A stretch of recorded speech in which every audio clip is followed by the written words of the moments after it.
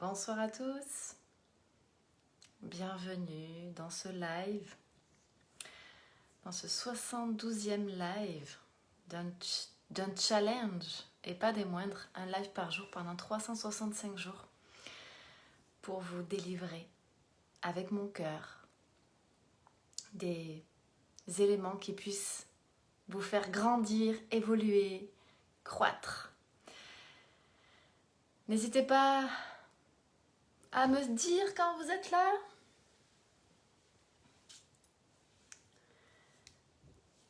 J'ai l'impression que ça fait une éternité. J'ai Sylvie qui me dit « Hey Marie, on te voit, tu fais bien ton live ce soir ?»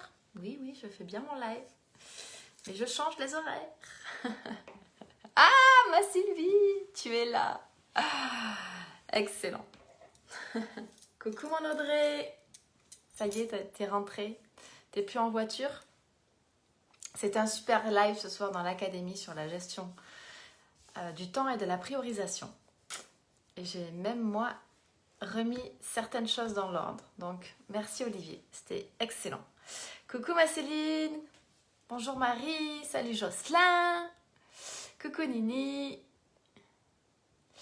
Ok, allez. Ce soir, j'avais envie de vous parler d'un sujet justement important qui est de apprendre à diriger sa vie. On a souvent l'image, en tout cas, coucou Sylvie. On a souvent l'image, quand on dit le mot diriger sa vie, une image un peu rigide. Alors je ne sais pas ce que vous en pensez, de votre côté, si c'est la même chose, quelque chose de rigide, une force. Je vous voyais, mais impossible d'avoir le son, je regarderai en replay. Super. Excellent Audrey. Donc, diriger sa vie, on a souvent l'impression que c'est quelque chose qui est lourd, qui est lié à l'effort, qui est très rigide, qui est très sur l'énergie masculine, qui est très lié à l'ego. L'ego, c'est c'est le jeu, et donc je fais ça. Karine, coucou. Hey, demain, notre prochain live, là, on sera vraiment tout ensemble sur connexion magnétique. Il me tarde demain midi. Oui, pas très flexible, exactement, Sylvie. Et donc, il y a aussi ce côté égotique. Coucou Hello, qui fait que du coup, on a l'impression que, vous savez, c'est comme quand on apprend des règles quand on est petit. Je dis ça, je fais ça, fais-le. Et donc, cette sensation de supériorité, cette sensation de devoir être le meilleur, cette sensation de compétition. Coucou Lounès. Et donc, franchement, moi avec, alors j'ai pas envie de dire mon histoire dans le sens, une histoire difficile, pas du tout, mais moi avec mon vécu, avec mes expériences de vie, voilà, c'est plutôt comme ça que j'ai envie de vous le sortir, avec mes expériences de vie, j'ai souvent eu la sensation qu'il fallait que je prouve pour pouvoir être aimée. Et donc, j'étais dans cette sensation que diriger ma vie pour pouvoir arriver là où je voulais, c'était avec force. Le message que j'avais envie de vous faire passer ce soir, c'est que diriger sa vie, c'est de pouvoir éveiller la puissance. Alors là, je la montre en fait, la puissance qui est déjà à l'intérieur de vous, mais que souvent, et c'est le mot que j'avais vraiment envie de vous donner, qu'on ne s'autorise pas à faire jaillir. On ne s'autorise pas à prendre notre puissance qui nous permet d'arriver et d'avoir la vie que l'on souhaite. Souvent, pourquoi on ne s'autorise pas? Souvent, on ne s'autorise pas parce que dans notre jeunesse, ou bien quand on a été enfant, on a voulu prendre cette puissance.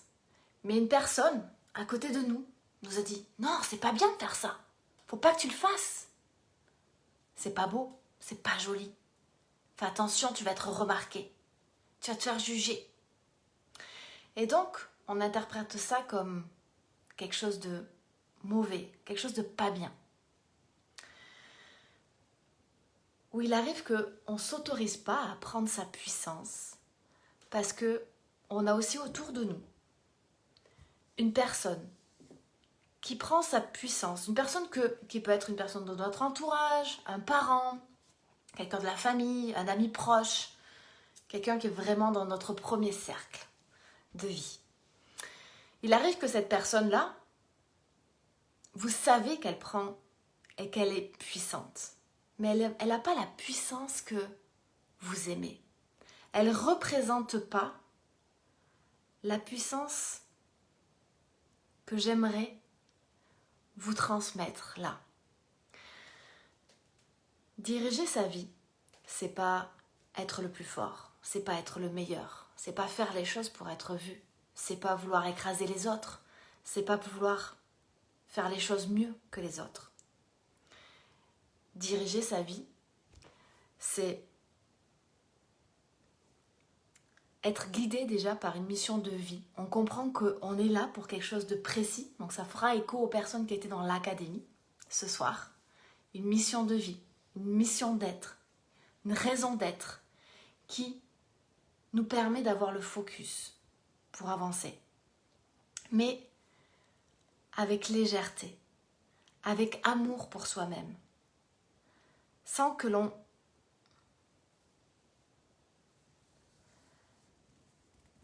Bruno, je vous ai fait une demande d'ajout et vous ne répondez pas. Est-ce normal que vous êtes sur mon Facebook? Bonne question, Bruno.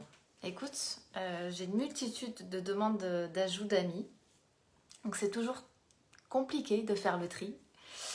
Donc si j'apparais sur ton profil, c'est que peut-être il y a quelqu'un de ton entourage qui permet en tout cas que tu puisses me voir ce soir. Et des fois, je me dis, rien n'arrive sans rien. Voilà. Donc, diriger sa vie, c'est effectivement ne pas vouloir être dans cette lumière pour être vu. Mais apprendre à le faire pour soi. Apprendre à le faire avec amour. Apprendre à le faire pour s'autoriser. Et à comprendre, du coup, par rapport à ce que je vous ai dit tout à l'heure, pourquoi éventuellement vous n'arriveriez pas à vous autoriser à prendre votre puissance. Quand on prend sa puissance, la bonne puissance, pas celle pour écraser les autres, on arrive à prendre des décisions. On arrive à s'aimer, à lâcher prise, à danser sous la pluie, à avancer dans la joie, dans l'amour, sans vouloir avoir un retour des autres, sans être dans la peur du jugement. On prend des décisions pour aller vers l'atteinte de nos rêves, vers l'atteinte de nos objectifs. C'est ça, diriger sa vie. Sa propre vie. Pas pour les autres, mais pour vous-même. La question est, est-ce qu'on vous a déjà empêché de prendre votre pleine puissance? Auquel cas, qui? Vous aurez peut-être empêché un jour de la prendre, ou vous dire que c'était pas bien de la prendre.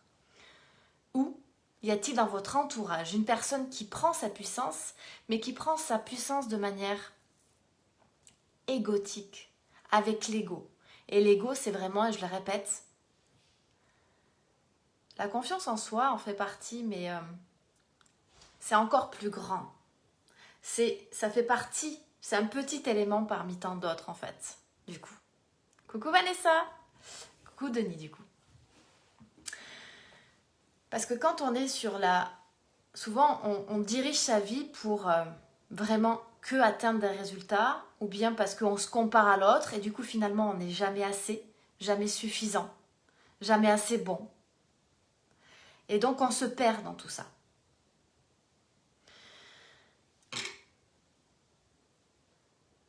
Diriger sa vie, c'est s'autoriser.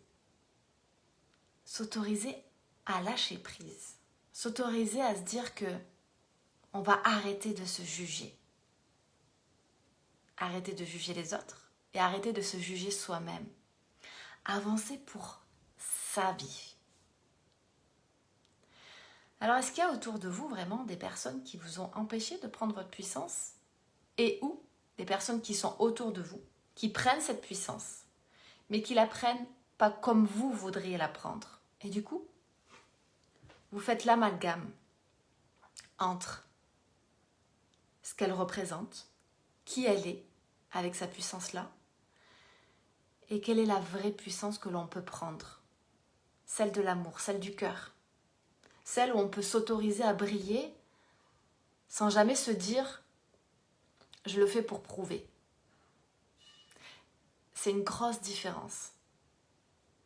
C'est ce qui permet souvent de prendre des décisions, de passer à l'action, sans être dans cette force, cette lourdeur qui est trop pesante. Parce qu'on arrive à la fin de la journée, on se sent éreinté, sans même des fois avoir être passé à l'action. Et donc souvent, on fait gestion du temps, priorisation des objectifs, alors que finalement, on n'est tout simplement pas dans notre prise de puissance, dans le fait de diriger notre vie. Donc je voudrais que vous pensiez vraiment à ça. Est-ce que vous vous autorisez aujourd'hui à prendre votre puissance? On s'empêche toujours avec cette fichue peur. En fait, Mylène, on aura toujours peur. La peur, elle sera toujours présente. La peur est constante dans notre évolution. Quand tu comprends qu'elle sera toujours là, tu comprends que tu peux prendre ta puissance, tu peux avancer vers tes rêves, mais tu peux décider aussi de te laisser submerger par la peur, de ne jamais prendre ta puissance et un jour de te retourner et te dire « Je voulais vivre cette vie, je voulais atteindre ces rêves-là et je n'y suis pas arrivée. » Pourquoi? Parce que j'avais peur. Mais on a tous peur. En fait, ce que vous devez comprendre, c'est que quelles que soient les étapes, quels que soient les échelons qu'on passe, quelle que soit la vie que l'on a, on a tous peur. À n'importe quel moment. La manière que l'on va avoir de diriger notre vie, c'est justement d'avancer avec sa peur. Et pas de se laisser submerger. Et puis, petit à petit, par habitude, parce que tu auras pris l'habitude d'avancer un petit peu, tous les jours, avec cette peur. Cette peur, elle va devenir comme habituelle. Et ce qui va te demander, ce qui te demande aujourd'hui d'énormes efforts, une paralysie même, de passer à l'action, petit à petit, ça va devenir facile. Tu vas y arriver. Mais il faut pouvoir passer le cap. Il faut pouvoir être... Il faut pouvoir le faire au moins une fois. Le répéter. Mylène, on aura toujours tous peur. Toujours. C'est pour ça que j'aime souvent en fait me confronter à des challenges qui me font flipper. Parce que c'est à ce moment-là que moi, personnellement, par exemple, je prends encore plus ma puissance. C'est à ce moment-là que je me rends compte que ah là, j'ai vraiment eu peur, mais j'ai réussi à le faire. Et je le passe encore. Et du coup, toutes ces petites parties qui à un moment donné nous ont fait peur, par habitude, elles deviennent comme futiles. Une poussière sur le chemin. Facile à déblayer. Facile à dégager. Tu vois? Et ça, c'est vraiment... Si vous devez retenir du coup 2 choses ce soir, c'est que quoi qu'il arrive, quelles que soient les étapes par lesquelles on passe, la peur sera toujours présente. Toujours. Votre capacité à vous diriger dans votre vie sera d'avancer avec cette peur. J'ai vu une personne, Mohamed, qui... donc je parlais de challenges qui font peur, donc j'ai sauté à l'élastique, j'ai sauté en parachute, des choses qui... Même maintenant j'ai le vertige, donc j'ai fait du canyoning, j'ai sauté de haut. Je m'oblige. de temps à autre à créer ce genre de choses.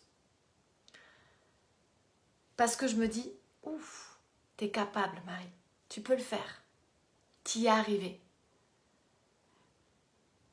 Mais c'est sûr que du coup si on reste comme cristallisé dans son canapé à se dire non mais j'ai peur, mais en fait il se passera jamais rien. Moi j'ai peur tous les jours. J'ai peur, j'ai peur souvent que quelqu'un me kidnappe ma fille. C'est une peur. J'ai peur de... Quand mon mari rentre trop tard, c'est pareil. J'ai toujours peur des accidents de voiture. Coucou, Cécile. J'ai peur...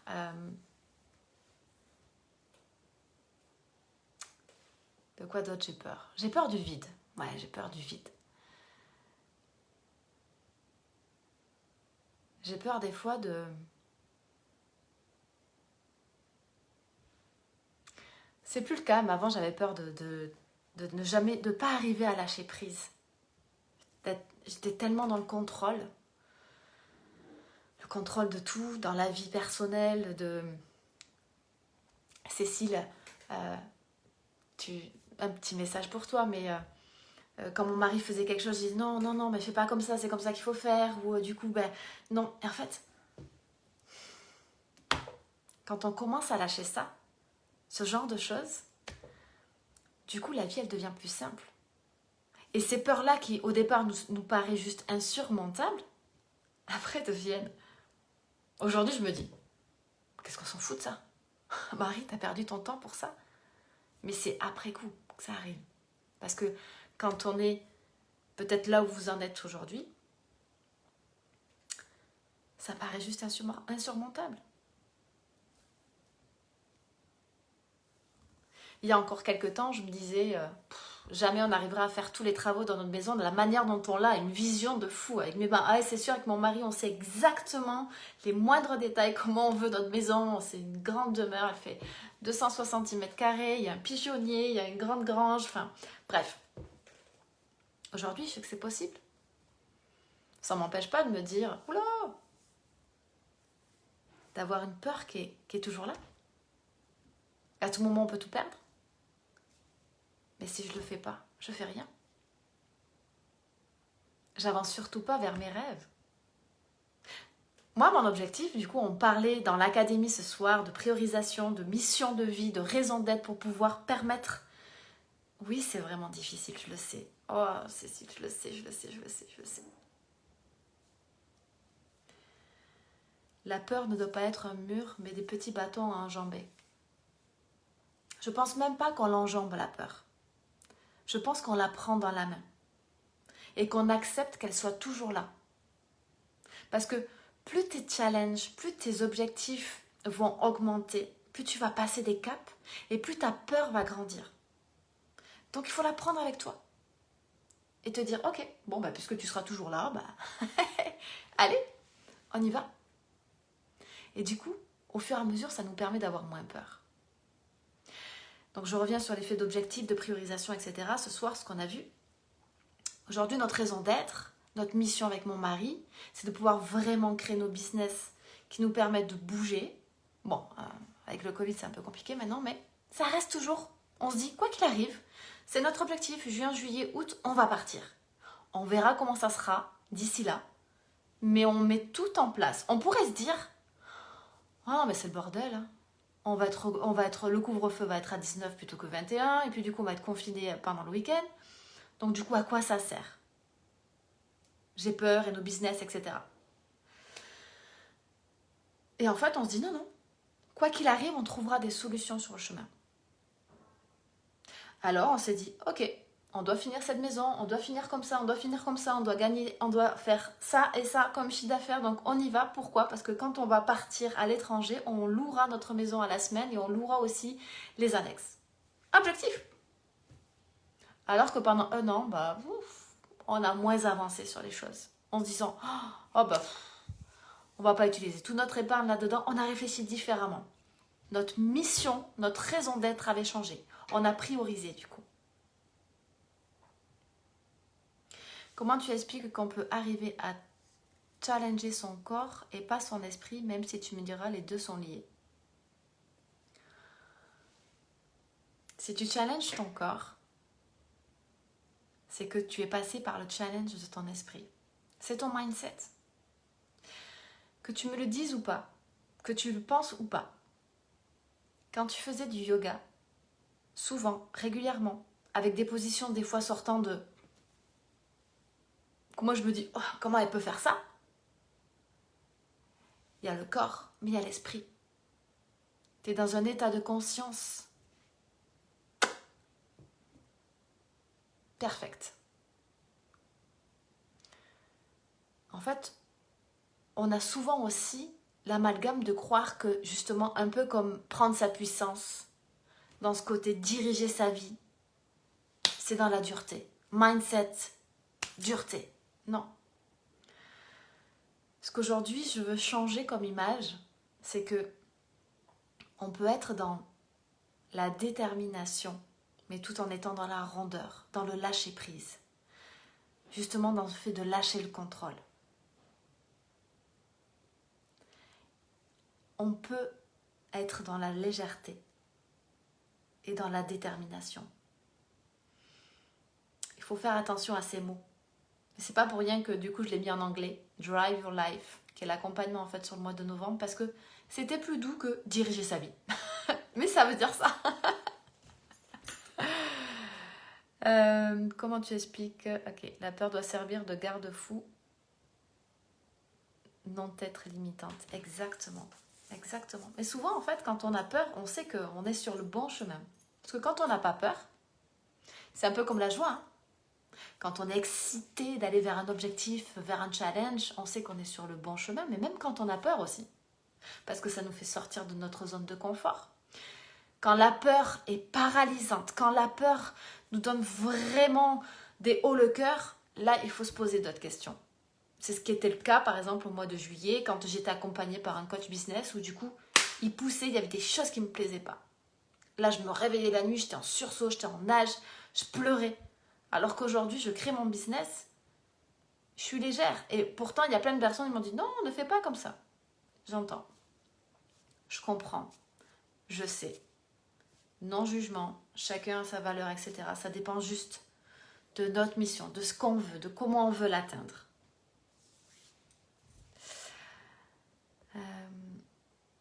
Au lendemain d'un séminaire, j'ai amené ma fille à Europark et nous avons fait le Space Mountain. C'était fabuleux de dépasser ma peur et ma fille avait les yeux pleins de fierté. C'était beau. Exactement. C'est exactement ça. Quand vous dirigez votre vie, et ça c'est un autre message que je peux vous faire passer, quand vous dirigez votre vie pour vous-même, vous et vous seul. Karine, quand tu as fait ça, on dit souvent qu'il faut faire les choses pour l'autre. Je ne suis pas tout à fait d'accord avec ça. Je pense qu'il faut le faire en premier. Il faut le faire d'abord pour soi, pour sa propre fierté. Et du coup, ça a un impact considérable sur son environnement. Parce que vous le faites, parce que vous devenez un exemple, du coup, les gens ont envie de vous suivre. Les gens sont encore plus fiers. L'ego, il ne rentre pas en ligne de compte. Alors des fois, ça peut aider quand on est vraiment paralysé de se dire « Ok ». J'entends souvent ma soeur qui disait « Je le fais pour mes filles » parce que ça lui permettait de passer ce petit cap supérieur. Mais qu'est-ce qui se passe? C'est quoi le revers de la médaille dans ces cas-là? C'est que le jour où on n'a plus ses filles à côté et qu'on a créé notre propre schéma de dépasser sa peur pour quelqu'un, si la personne n'est plus là, c'est la descente aux enfers. Donc moi, dans ma vision des choses, sans être dans l'ego, sans être égotique, sans paraître axé sur soi. Faites d'abord les choses pour votre propre fierté. Dirigez votre vie en premier. Et parce que vous le ferez, ne te dites pas aux autres de faire, mais parce que vous le ferez, les gens auront envie de vous suivre. À mon sens, Jocelyn, à mon sens, tous les problèmes et les peurs sont surmontés par la vie de famille, conjoint et enfant. Cela déclenche le dépassement de soi-même. T'as des challenges en ce moment, Jocelyn? Écoute, j'ai envie de dire que oui, à titre personnel, effectivement, euh, quand on dépasse certaines choses dans son couple, dans sa vie de famille, les enfants nous répercutent beaucoup de choses, nous renvoient énormément d'éléments à faire, à travailler sur soi. Oui, on travaille. Mais il y a des personnes qui ne le travaillent pas, hein, donc qui voient ça comme des problèmes sur lesquels ils se laissent complètement submerger. Et du coup, ils avancent quand même pas plus. Donc en fait, ça va dépendre de la vision qu'on va en faire et le choix. Qu'est-ce qu'on décide de mettre comme interprétation vis-à-vis de ça? Myriam, ton coach a-t-il voulu aller plus vite que ce que tu pouvais faire pour toi-même à ce moment-là? Non. Non, je pense pas. Parce que du coup, sincèrement, je suivais la cadence. Donc, c'était pas ce problème-là. Je pense que du coup, après coup, il me faisait aller dans une direction qui n'était pas la mienne. Dans une direction qui était sur la force, dans une direction qui n'était pas axée sur le cœur, dans quelque chose qui était trop automatisé, dans quelque chose qui ne me ressemblait pas. Et je pense qu'on peut faire autrement. Sauf que du coup, il faut oser le faire. Il faut oser diriger sa propre vie et dire, ok, t'as plein de clients qui réussissent avec ta méthode. Je suis pas d'accord. Ça me va pas, ça me convient pas. Donc je m'en vais. Donc c'était pas pour me pousser, parce que je crois que je suis une grosse challengeuse et que c'était pas la peur. C'était que j'aime le fun. Ça manquait de fun. Ça manquait de souplesse. Ça manquait de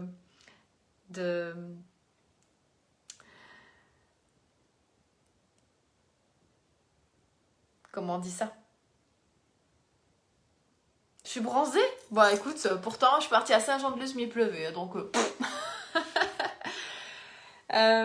donc ouais, Myriam, c'était vraiment... Ça manquait pas, ça manquait de... Ça aurait toujours été la même chose. Et en fait, quand on apprend à se connaître, j'aime pas rentrer dans les cases. Pas pour être vue, pas pour me dire je suis différente, c'est juste que j'ai l'impression d'être complètement étriquée dans une case. Et aujourd'hui, ça prend peut-être plus de temps, j'en sais rien. À vrai dire, j'en sais rien. Mais ça me correspond mieux. Je m'éclate, je vous donne. Je suis là chaque soir. J'adore toutes les personnes qui sont rentrées dans tous mes accompagnements depuis que j'ai modifié les éléments. Il y a une ambiance géniale. Tout le monde se soutient. Il y a cette connexion que j'aime de cœur à cœur. L'académie se développe d'une autre manière alors qu'on me dit maintenant ça va pas marcher comme ça. Bon, voilà. Donc, je crois que tout est possible. Il faut juste le décider. Oh, merci. Mais je crois sincèrement que on a tous une part spécifique. On a tous quelque chose de spécial. Il faut le trouver. Il y a... ma fille a été gardée ce week-end par sa marraine et donc elle lui disait la même chose. Elle disait, tu sais, on est bon à une chose spécifique. C'est quelque chose que je répète souvent. Et donc, elle dit à Luna, papa et maman, ils sont bons pour quoi? Merci, c'est top, elle top l'académie. Encore, tu vas voir, au mois de novembre, ça va être encore plus de la bombe. Les choses montent. Et donc, ma fille répond, papa et maman, ils sont doués pour le travail. Bon, et ma meilleure amie dit, non mais à titre personnel, pourquoi papa et maman, ils sont bons pour quoi? Et donc, elle dit, bon, papa pour la cuisine. Et maman, pour le rire. Il y a encore 6 mois, croyez-moi, ou peut-être, il y a 6 mois, elle aurait sûrement pas dit ça. Mais même en travaillant, on se trouve quelque chose de particulier. On a une spécificité et souvent on ne veut pas la voir. Vous savez, votre spécificité, c'est pas celle qui est la plus difficile. C'est justement celle qui est la plus facile.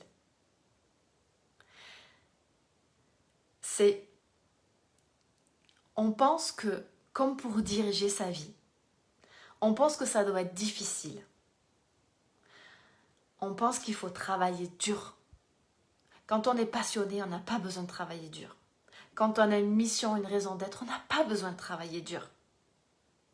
On le fait. On incarne. Salut Yann. Mais vous êtes tous et toutes géniaux. C'est ça que je crois. Si vous dirigez votre vie en comprenant,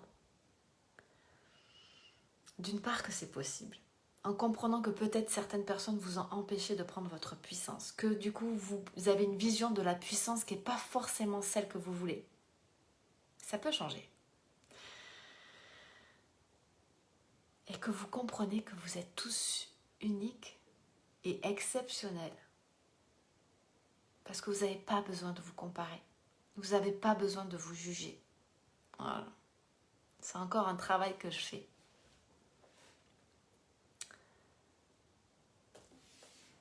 Merci Manini. C'est gentil. Dépasser sa peur ne veut pas dire se faire souffrir pour autant. Non, exactement. Il y a une différence entre douleur et souffrance. La douleur, vous tombez, vous avez mal. C'est une douleur. La souffrance, on perpétue cette douleur. On y pense. Vous allez vous dire, je suis tombée parce que j'ai fait ça, je suis tombée avec l'eau, je suis tombée, ça fait mal. À chaque fois que vous allez reprendre le vélo, vous allez remettre cette image dans votre tête. Et donc vous allez avoir peur. Vous allez même souffrir de vous dire, ah, non, je peux plus, j'ai peur de le faire. Cette peur peut vous paralyser. Et donc là, en fait, en fonction de ce que vous vous dites, vous allez littéralement souffrir à l'intérieur. Et on n'a pas besoin de souffrance.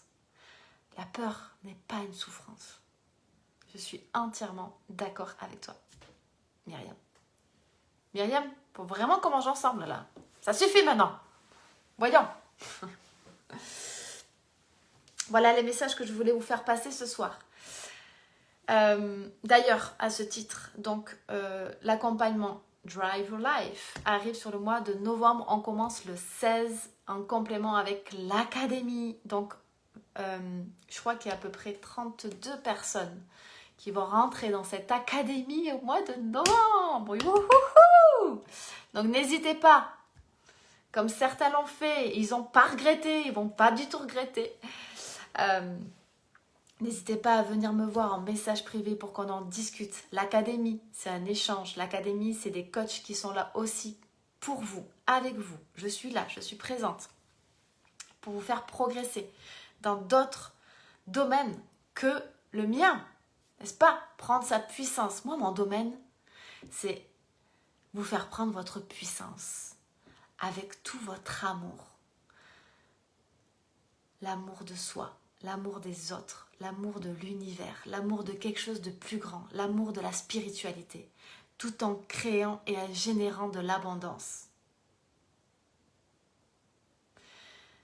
Et en se connectant à ses désirs et ses envies et sa joie et à son lâcher-prise, bordel. Comme... Oh franchement, mais qu'est-ce qu'on a ri avec mon mari dimanche d'être sous la pluie comme ça, les cheveux dans le vent. On a ri, ça faisait longtemps que je n'avais pas ri comme ça, comme une enfant. On nous interdit, vous voyez? C'est exactement ça. On nous a interdit de prendre notre puissance. Mon Dieu, c'est tellement drôle quand on est petit de sauter dans les flaques. Non? Pourquoi? Moi, je respecte l'éducation de mes parents et c'est des choses que des fois j'ai peur avec ma fille. Couvre-toi, attention, tu vas attraper froid. Mais bon sang, moi je veux juste sauter dans les flaques. Prendre la pluie sur mon visage, sauter dans la piscine. Dans l'océan. Quand on apprend et après que Aujourd'hui, je peux me baigner, moi, dans ma piscine, l'eau est à 11 degrés, ou dans le lac Clément, là, où est en plein hiver à 5 degrés. Quand on a vécu des choses comme ça et qu'on reste 15 minutes dans l'eau, croyez-moi, après, bon, ben, se prendre la flotte, c'est pas grave. C'est du vent, on rigole, et puis on rentre et on se change. Ah, c'est sûr que si vous y allez en disant « Oh là là, je vais avoir froid, du coup je vais attraper la crève, etc. » vous créez vos propres peurs. Vous lâchez pas prise. Vous n'êtes pas cet enfant-là qui a envie de rire. Vous ne créez pas la vie que vous avez envie. Vous voyez, en fait, et à chaque niveau de vie, les plus infimes possibles, il se passe toujours ça. Une peur qui arrive. Oh, je vais attraper froid. Oh, je vais me faire mal. Oh, ça va être vraiment trop froid. Lâchez prise. Ça fait tellement de bien. Donc l'académie, effectivement, donc il y a 32 personnes, n'hésitez pas, je pense que je vais créer un autre groupe parce qu'il y a plein de personnes qui ne regardent pas toujours mes lives, donc je vais créer un groupe pour permettre de faire une vidéo à l'intérieur et d'inviter des personnes. Myriam, si tu veux te connecter à l'académie, envoie-moi un message d'autres personnes, ce sera avec joie, ça va être top. Les filles se sont déjà régalées au mois d'octobre. Et donc il y aura en plus Noémie, je le répète, qui est là pour nous connecter encore plus à notre spiritualité et à notre âme, tout avec le thème sur le mois de novembre, c'est la confiance et la joie. Ça n'arrive pas par hasard, n'est-ce pas? Et il y aura également Romain qui va travailler aussi sur vos énergies avec des petites surprises. Bref. Donc ça, c'est pour le mois de novembre. Et sur l'accompagnement que je fais en groupe restreint, donc là, c'est avec des lives et puis avec des connexions aussi ensemble, avec du Zoom, où je réponds précisément à vos questions. Ça peut être des coaching live, etc. Du coup, ce sera 7 lives spécifiques. Et donc, jusqu'au 8 novembre, il est à 888 €. Et il passera à 1222 après le 8 novembre. Donc, n'hésitez pas, c'est de vrais cadeaux. Je crois que novembre, ça va être bouleversant, n'est-ce pas?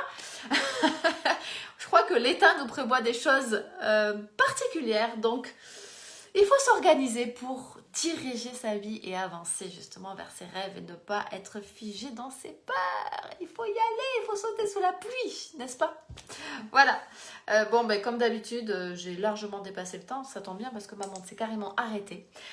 Sur ce, je vous souhaite une merveilleuse soirée, une merveilleuse nuit, faites de beaux rêves. Je vous dis à demain dans la joie et dans la bonne humeur. Sylvie, cette fois-ci, t'étais là. Et à très, très, très, très vite.